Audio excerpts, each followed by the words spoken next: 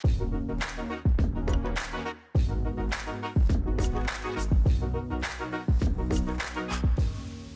did, over that first 2-year period, I believe 11 trainings and workshops, right? Those were just trainings and workshops with Angela or Race Forward. And those were usually all-day events, right? So that's a lot over a 2-year period. So let's say we did 5 or 6 over each year, okay? So those are full days. Outside of that, however, there was a ton of work done outside of that, right? So we had what are often called affinity groups. Those met probably a total of 3 to 4 times over our first or second year.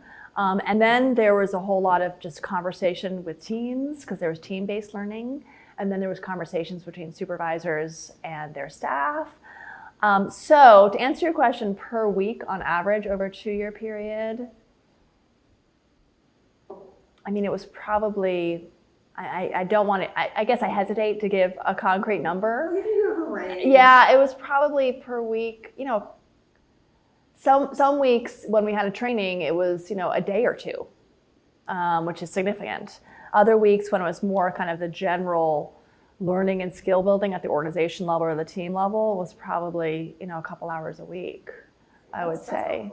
Yeah, and also I will say, everyone, part of the challenge with this work is that we were dealing with just a group of 60 people, right? Some organizations have many, many more staff. Everyone was at a different place, right? A different level of their own journey, different place within their own journey. So some folks had to spend much more time than other folks. As I say in the case study, with some folks, they needed even more individual attention. And we had some staff do some coaching with Angela to really, really expand their understanding and learning. So there's definitely a pretty decent range.